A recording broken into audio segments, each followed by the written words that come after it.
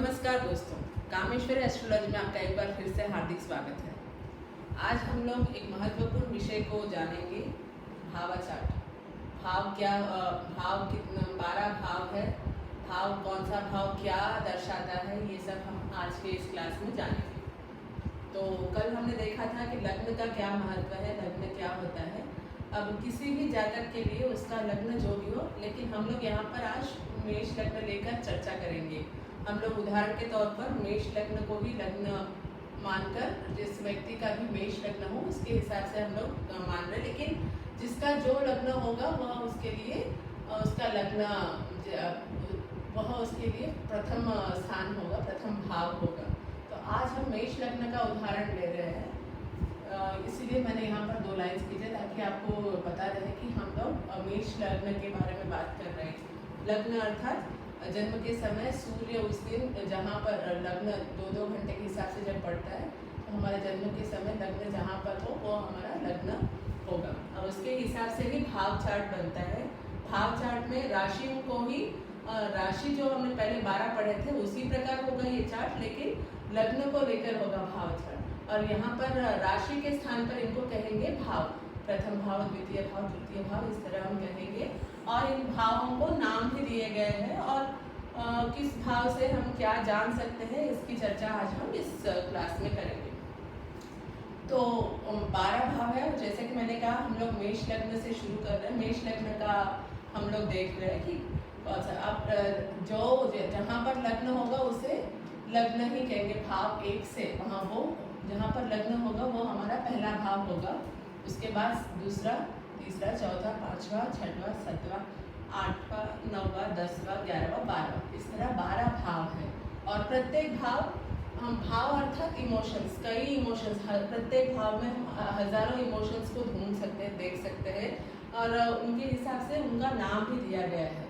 जैसे इसको प्रथम भाव को लग्न भाव कहते हैं या तनु भाव कहते हैं। तनु, जातक जो भी हो उसका जन्म जिस लग्न में हुआ है उसके अनुसार हम बता सकते हैं कि उसका, यदि हम प्रथम लग्न देखेंगे, प्रथम भाव देखेंगे, तो हमें पता चलेगा कि वो उसका कैरेक्टर कैसा है, उसका स्वभाव कैसा है, वो दिखने में कैसा है, उसके विचार क्या है, उसका जन्म किस लिए हुआ है।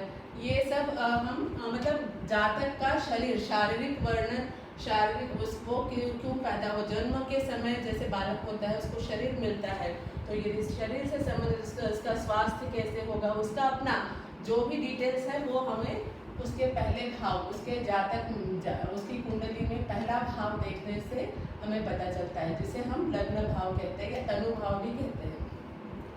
फिर होगा द्वितीय भाव।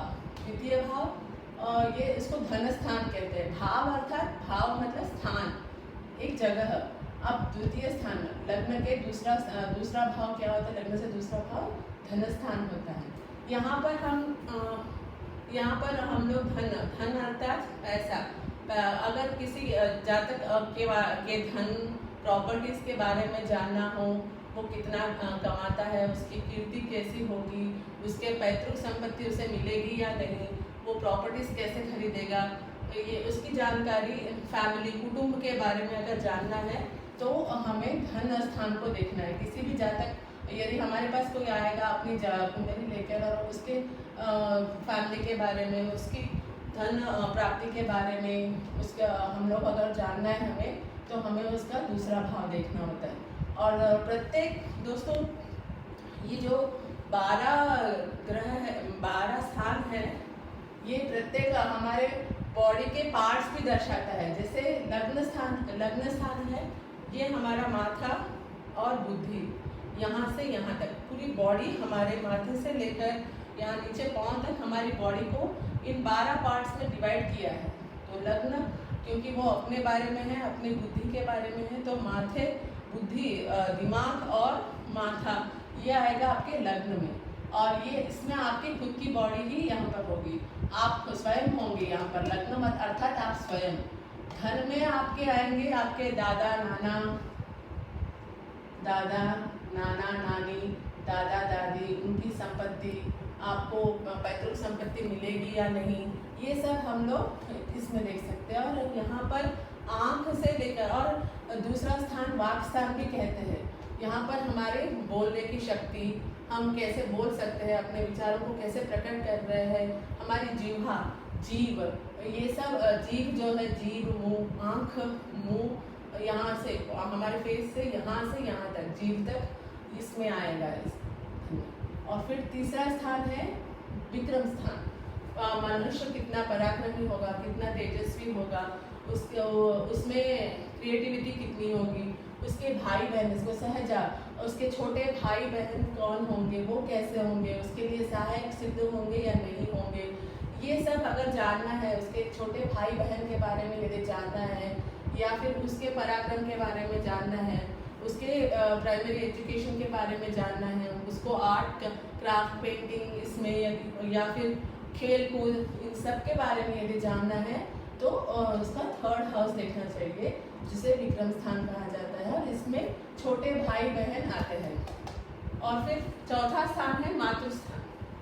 मातृस्थान जैसे नाम से पता चल रहा है, माता का स्थान, मन से रिलेटेड स्थान।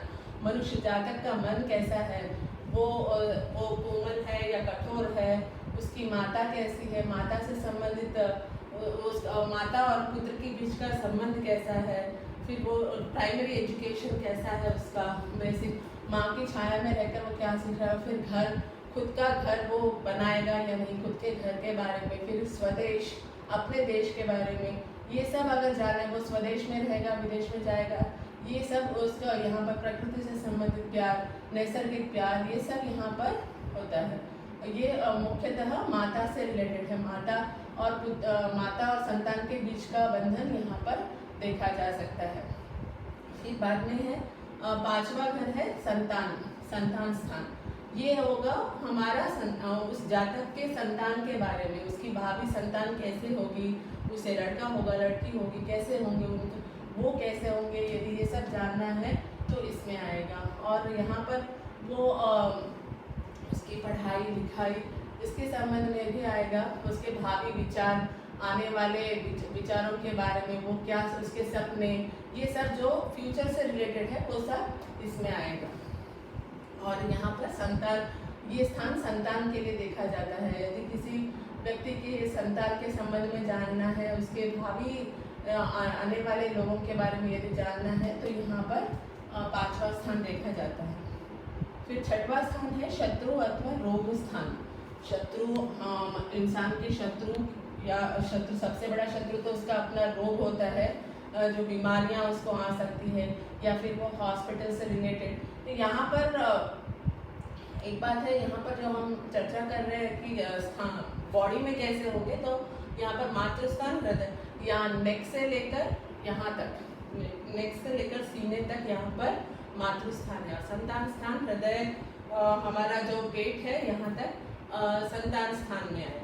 फिर शत्रु स्थान, हमारे इंटेस्टाइन, डाइजेस्टिव सिस्टम, जहाँ से रोग सारे पैदा होते हैं, ये सब शत्रु स्थान में आते हैं। तो यहाँ पर हॉस्पिटल के बारे में, हॉस्पिटल्स रिलेटेड, हमारे शत्रु कौन हैं, हम कैसे उन शत्रुओं पर हम जीत पाएंगे या नहीं, ये सब अगर हमें देखना है तो यहाँ पर देखना है। और फिर चिंताएं, शत्रु अर्थात हमारे लिए शत्रु क्या है, सिर्फ फिजिकल एनिमी ही नहीं, हमारे लिए अपना शत्रु चिंताएं, वेदना, पीड़ा, दर्द, ये सब इसी में आएगा। और यहाँ पर शत्रु हमारे इंटेस्टाइन, डाइजेस्टिव सिस्टम, इसमें आएंगे।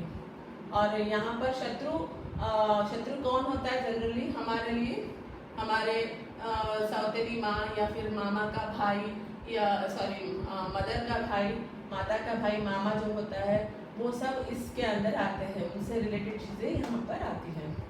फिर सातवां भाव काम भाव है, जहाँ पर कि मनुष्य के विवाह, उसके जीवन साथी के संबंध में यदि देखना है, या वो समाज में कैसे अपने आप को प्रेजेंट कर रहा है, लोगों, पार्टनर्स, बिजनेस पार्टनर्स, उनके बारे में यदि जानना हो तो ये जीवन साथी का घर है। यहाँ पर काम, इच्छाएं, उसकी इच्छाएं पूरी होंगी या नहीं, या फिर उसकी शादी होगी, सही समय पर होगी या नहीं, ये सब विवाह, उसका विवाह के बाद का जीवन कैसे होगा, ये सब यहाँ पर इस घर में दिखाया जाएगा। अगर यदि हमें जानना हो तो हमें इस स्थान में देखना है, सातवां स्थान। और सातवां स्थान यहाँ पर हमारे जो गर्भथैली है, यूट्रस, वो सब पार्ट्स यहाँ पर आते हैं। फिर 8वां स्थान है मृत्यु स्थान। यहाँ पर मनुष्य की आयु कितनी होगी, वो कितने साल जी सकता है, वो 50 के अंदर उसकी मृत्यु होगी या 50 के बाद, या लंबी आयु है या अल्प आयु वाला बालक है। ये अगर हमें जातक के बारे में पता चलना है तो हमें 8वां स्थान देखना होगा। यदि 8वां स्थान में कोई बुरे ग्रह है या फिर किसी बुरे ग्रह की दृष्टि पड़ी है तो इंसान को उसकी आयु कम होगी। तो ये इंसान के आयु के बारे में यदि जानना है, या और इसको सीक्रेट हाउस भी कहते हैं। सीक्रेट यहाँ पर रहस्यमय घर है। इंसान अपने मन में अगर कई रहस्यों को छिपा सकता है, या रहस्यमय जीवन, या फिर जो एस्ट्रोलॉजर्स ज्योतिष जो होते हैं वो जो भविष्य और पास्ट के बारे में जानना चाहते हैं, कुतूहलता, ऐसे रहस्यमय चीज़ों के बारे में जानकारी प्राप्त करना, ये इस स्थान की विशेषता है। और यहाँ पर होगा हमारे जो यौन संबंधी जो हमारे शारीरिक भाग है, वहाँ पर ये उसको दर्शाता है। और यहाँ पर हमारी मृत्यु से रिलेटेड चीज़ें हैं।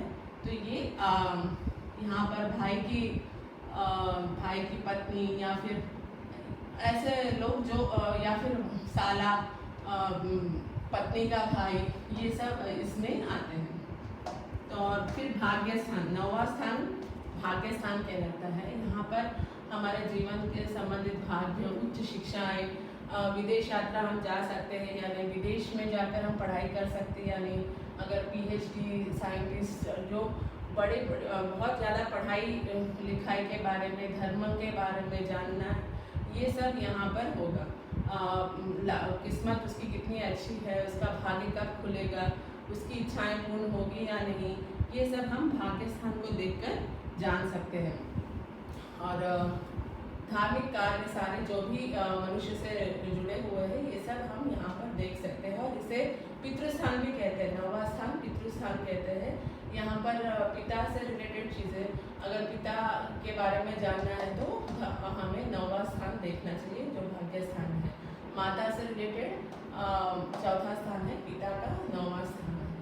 फिर 10वां स्थान कर्म स्थान। यदि हमें अपने करियर के बारे में, अपने नौकरी के बारे में, अपने पेशे के बारे में, या हम हार्ड वर्क कर सकते हैं या नहीं, कौन सी नौकरी होगी, कहाँ पर कैसी नौकरी हम कर सकते हैं, ये सब यदि हम जानना है। नौकरी में कोई नौकरी, बड़े नौकरी करेंगे या फिर हम छोटी मोटी नौकरी करेंगे, ये सब हमें इसमें पता चलता है। हमारी नौकरी रहेगी या चली जाएगी, ये भी अगर हमें जानना है तो भाव चार्ट में हमें 10वां स्थान देखना है, कर्म स्थान। ये जो हमारे घुटनों, यहाँ पर हमारे जंगों से रिलेटेड है। और यहाँ पर मगर 10वां हाउस हमारे घुटनों से रिलेटेड है।